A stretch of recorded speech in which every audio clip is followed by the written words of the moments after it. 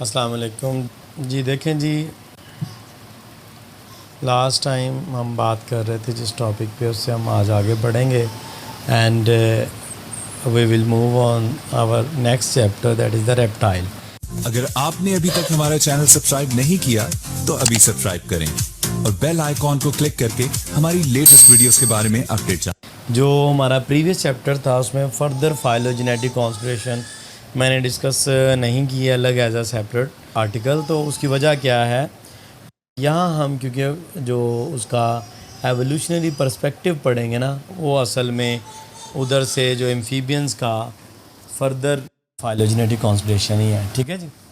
तो उसको जो है इन दोनों लेक्चर्स को सम अप कर लिया गया, तो इसलिए हम लोग यहाँ जो है वो उसी बात पे फोकस करेंगे जी। This is the outline of this chapter और specially of this week. At the start, we will discuss about the evolutionary perspective, then cladistic interpretation of the amniotic lineage. Amniotic lineage में वो जानदार होते हैं जिनका amniotic egg होता है। Survey of the reptile होगा, उसके अंदर हम ये जो है वो ऑर्डर उन पे बात करेंगे। Order Chelonia, that is the Testudines, Rhynchocephalia, Squamata and Crocodilia, इनकी हम बात करेंगे ये क्लासिफिकेशन पे। और फर्दर हम एवोल्यूशनरी प्रेशर के हवाले से इस वीक में हम बात करेंगे जी external structure and locomotion, nutrition and digestive system. In the next upcoming week we will discuss the rest of this chapter. Here these are the objective of this week. Justify the statement that amniotic egg provided solution that made development apart from the external watery environment possible. Mean के जिस माहौल में जो जानदार थे, then इसके बाद जी इसको हम कंपेयर करेंगे इसकी एनाटमी को और before and after the application of cladistic method जो है। मतलब क्लेडिस्टिक मेथड जो है वो उसमें डिफरेंट किस्म के कैरेक्टर्स जो जानदारों में डेवलप होते हैं, डिराइव्ड एंड ये इस तरह के मतलब फाइलोजेनेटिक कैरेक्टर, इंसेस्ट्रल कैरेक्टर जो होते हैं, उनकी बेस पे हम बात करते हैं कि जब जानदार है वो जो न्यू डेवलपमेंट उनमें क्या हुई है और वो उसके इन्वायरमेंट के लिहाज से किस तरीके से वो उसके लिए बेटर है कि वो उसमें फ़िट हो जाएगा। इसके बाद to describe characteristic and classification of reptile, ये सबसे अहम चीज़ होगी।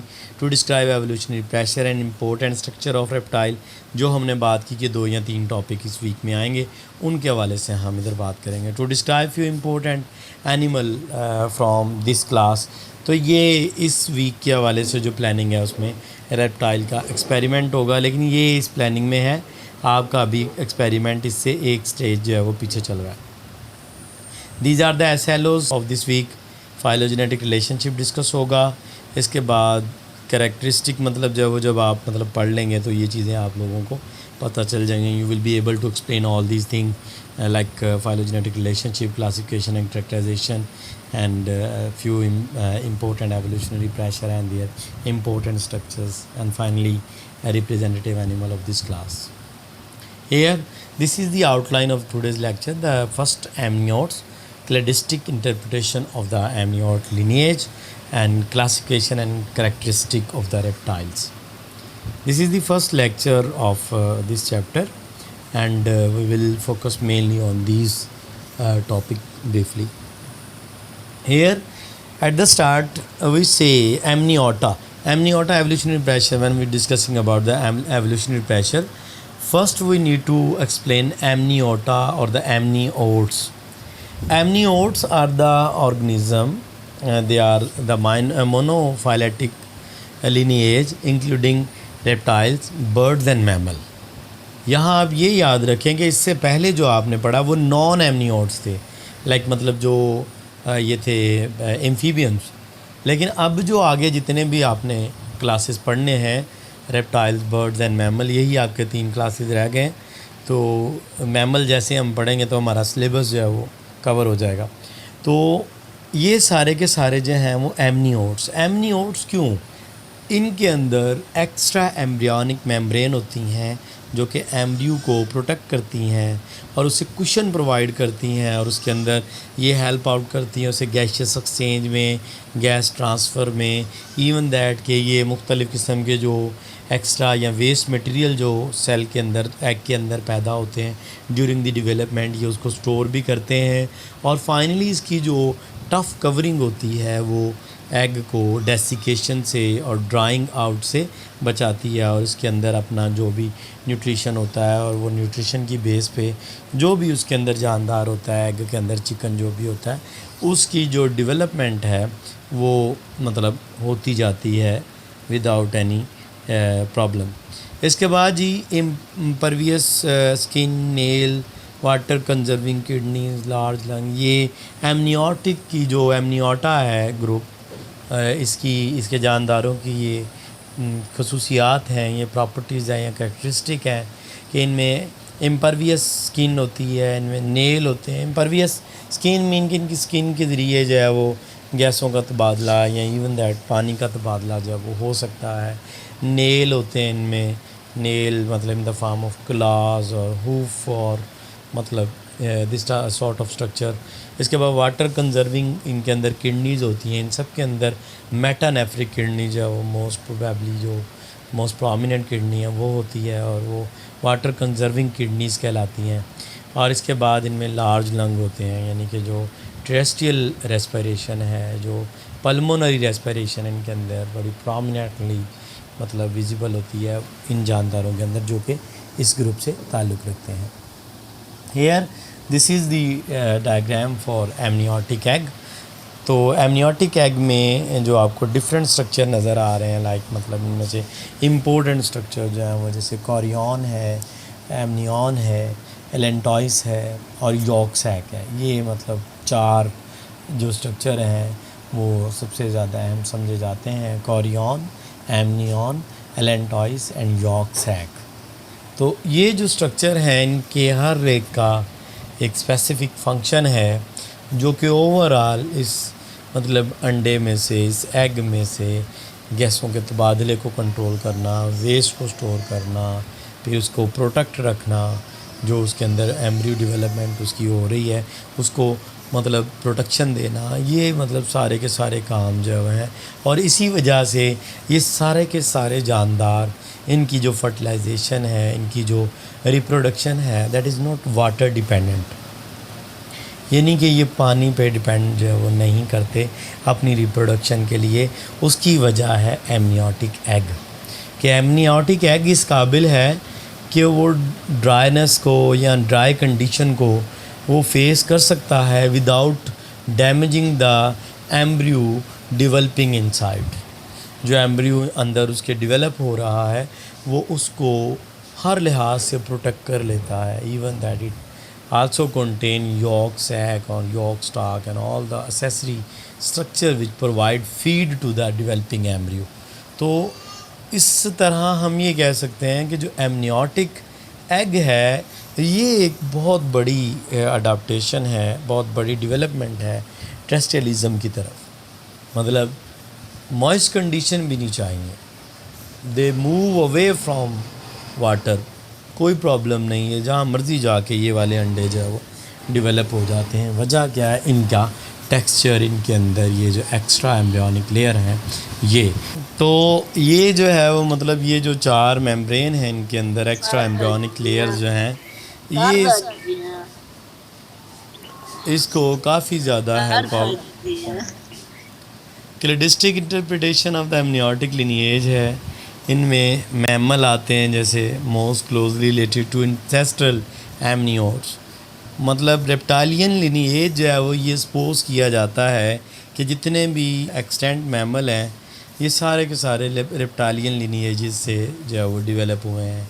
लाइक मतलब रेप्टालियन लिनिएजेस में बर्ड्स आते हैं, डायनासोर्स आते हैं, अदर रेप्टाइल आते हैं। तो ये समझा जाता है कि ख़ास तौर पे जो डायनासोर्स लिनिएज है या इनमें से कुछ मतलब थेरेप्सिड्स थे जो कि फर्दर इवॉल्व हुए and they give rise to the modern और the extant mammal. Traditional class जो है वो इनमें रेप्टाइलिया थी जो कि पैराफाइलेटिक मतलब इसके डिफरेंट इंसेस्टर थे। जो मोनोफाइलेटिक होता है उसमें एक इंसेस्टर होता है, एक पॉलीफाइलेटिक होता है जिसमें कई इंसेस्टर होते हैं।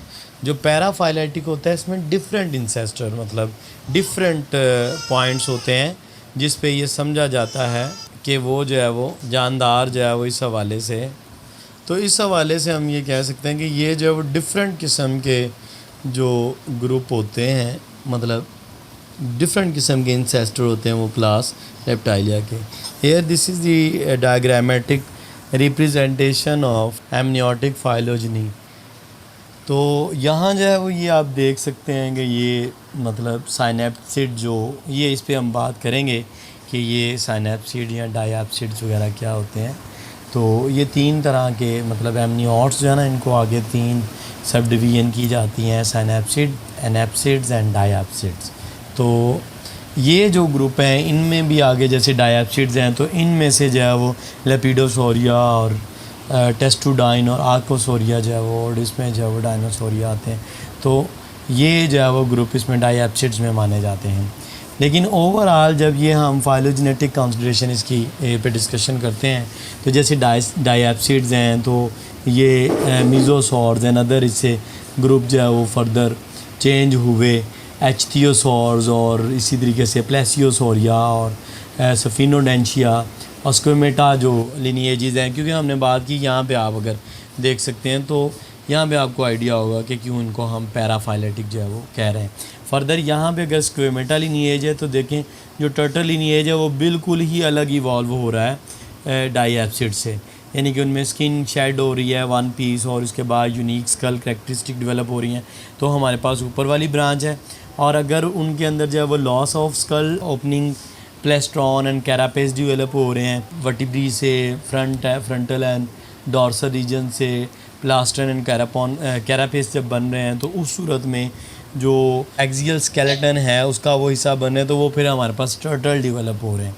लेकिन उसके बाद उन्हीं इसी ग्रुप में इसी लिनिएज में डायप्सिड में आगे चल के अगर उनमें यूनिक स्कल करैक्टरिस्टिक और मस्कुलर गर्डल्स गिजर्ड्स जो हैं वो अगर उसमें डेवलप हो रहे हैं तो फिर वो क्रेकोडिलिया और इसी तरीके से टेरोसूरिया और निथोशिया और इसी तरीके से जो है वो सुरोशिया जो है वो ये, और फाइनली इन्हीं ग्रुप से जो है वो एवीज जो है वो डेवलप हुए हैं।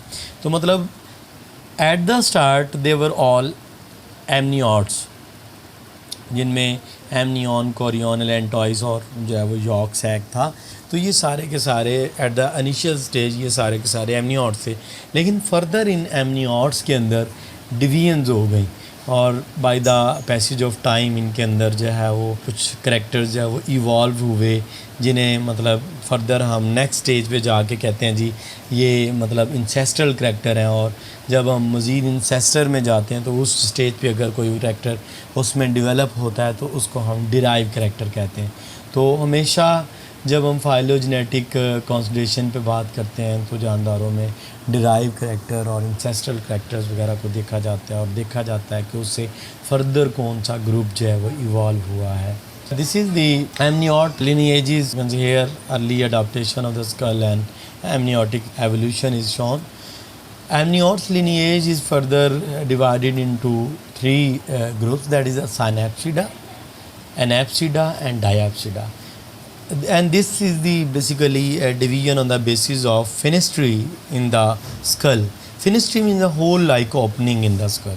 Like when you say about the mammal Synapsida, they are the mammals and we are all involved in the mammals.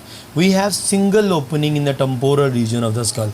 Temporal region means back side of the skull, that is the region where you can say vertebral column or the vertebrae, first atlas and axis are being attached, that is the fenestrine, and that is the fenestrial region, or this is a single opening in the mammal.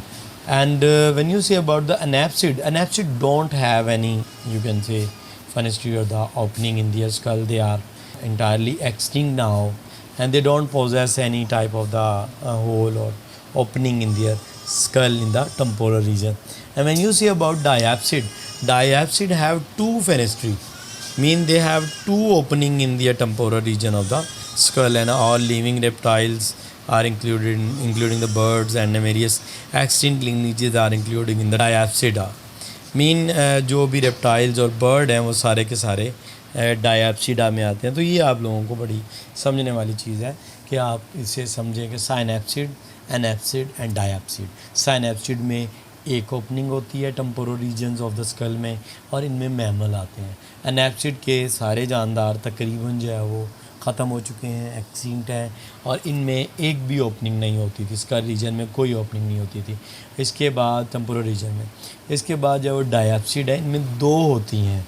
अब जो मौजूदा reptiles हैं और bird हैं वो उनमें ये diapsid जो है वो ग्रुपियों से ताल्लुक़ रखते हैं, और इनमें जो है वो कुछ ऐसे भी ग्रुप हैं जो अब ख़त्म हो चुके हैं, वो डायप्सिड से ताल्लुक़ रखते हैं। हेयर यहाँ भी वही बात हो रही है, लेकिन things are shown with diagram. तो यहाँ साइनैप्सिड ए वाला जो है वो मैमल है। इनमें देखें टेम्पोरल फेनिस्ट्रा जो है वो एक है। आई ऑर्बिट जो है is not a fenestra, it is not included in that hole. मतलब ये है उस हवाले से नहीं गिनेंगे। हम टेम्पोरल रीजन की बात कर रहे हैं कि हमें टेम्पोरल रीजन में जो फेनिस्ट्रल ओपनिंग है वो कितनी होंगी। तो जैसे साइनैप्सिड है जिनमें मैमल आते हैं तो इनमें मतलब एक ओपनिंग होती है, वाज़े आप देख सकते हैं। जो अनैप्सिड हैं जो कि एक्सटिंक्ट टैक्सा हैं सारे के सारे, अब इनमें से कोई भी लिविंग रिप्रेजेंटेटिव नहीं है, तो ये इनमें टेम्पोरल रीजन में एक भी ओपनिंग नहीं होती। सो वाई दे आर अनैप्सिड। इसके बाद जो है वो टेम्पोरल जो रीजन है उसमें अगर दो फिनिस्ट्रीज़ हैं तो हम बात करते हैं जी कि ये जो है वो डायप्सिड हैं, यानी कि लेपिडोसॉर्स और आर्कियोसॉर्स हैं। यानी कि इनमें से जो है वो कुछ जानदार मॉडर्न रेप्टाइल्स हैं और कुछ जानदार जो हैं वो बर्ड्स हैं। तो ये यहाँ जो है वो इस पेज पे यही बात की गई है। Next, this is the classification of the reptile and this table is taken from the Miller and Harley. And class Reptilia mainly have different type of properties or the characteristic, like they have dry skin with epidermal scale, skull with one point of articulation for the movement with the vertebral column, occipital condyle, that is the occipital condyle is the point of articulation for the and also for the attachment to the vertebral column। और respiration इनमें जो है वो via lung होती है, मतलब they are having pulmonary respiration. They have metanephric kidney. I have already told to you that there are 3 type of the kidneys in the living being, especially in the chordates. First are the pronephric kidneys, second are the mesonephric kidneys, and third are the metanephric kidneys. And all the organism, reptiles and especially amphibian also possess metanephric kidneys।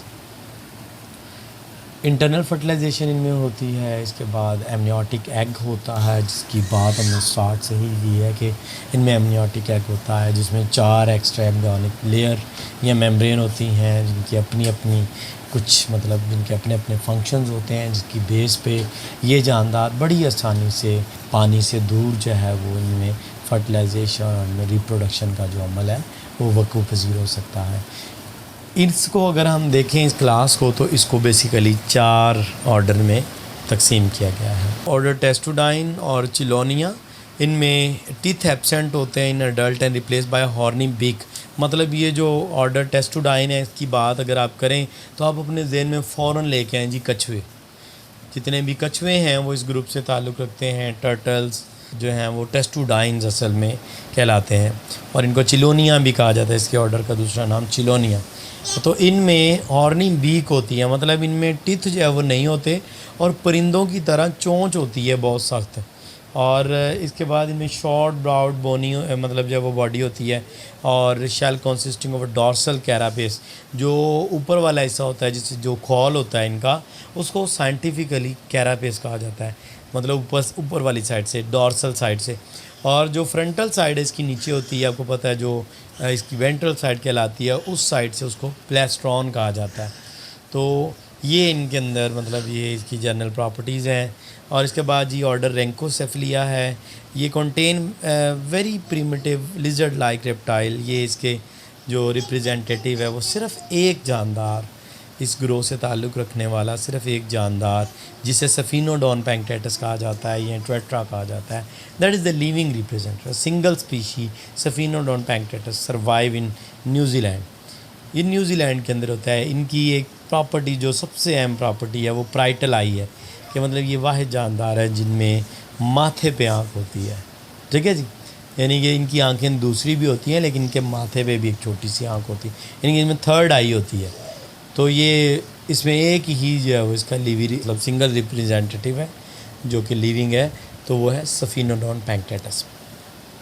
Further when you say about the next order that is the order Squamata, recognized by specific characteristic of the skull and jaws, temporal arch reduced and absent and quadrate movable or secondly fixed. The most successful and diverse group of the living reptiles, snakes, lizard and worm lizards.